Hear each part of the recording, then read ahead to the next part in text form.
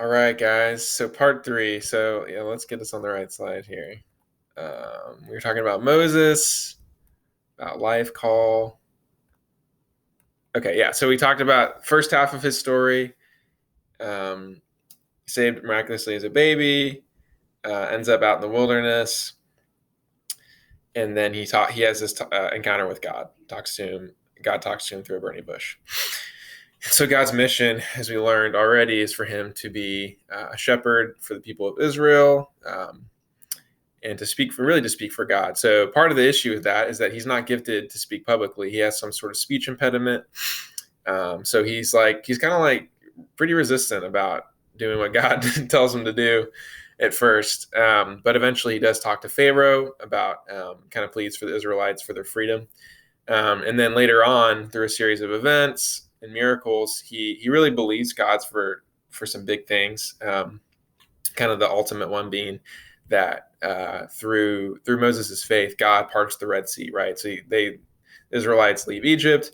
They're about to get surrounded and probably killed by the Egyptians who are coming after them. And then God, through Moses, parts the Red Sea, and they literally walk through the water. It's pretty awesome.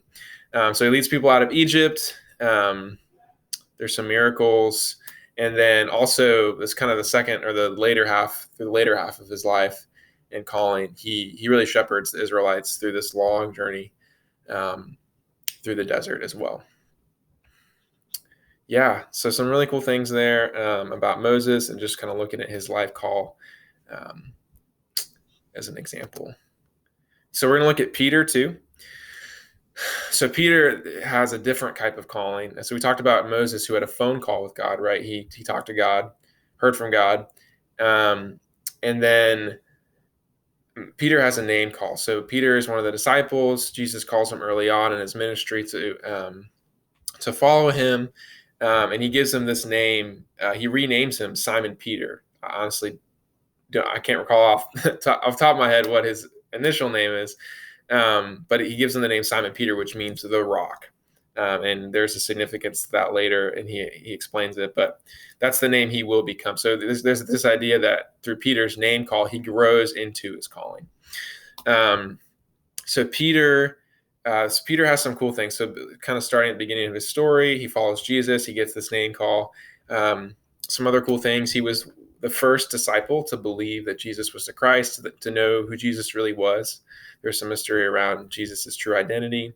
At first, Peter was the only disciple, first and only disciple to get out of the boat and walk on the water. That's a really cool story of his faith and following, listening to Jesus, stepping out in faith.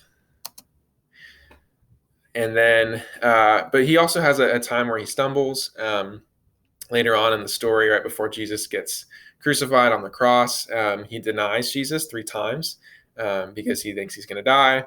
Kind of first, almost this idea of him forsaking Jesus, and Jesus predicts that. But eventually, right before Jesus, once he dies and rises again from the grave,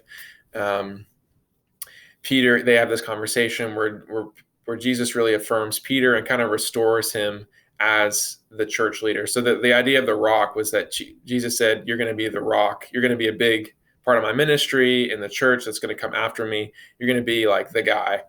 And Peter messes up, but Jesus reaffirms and restores Peter as as the rock with his name call.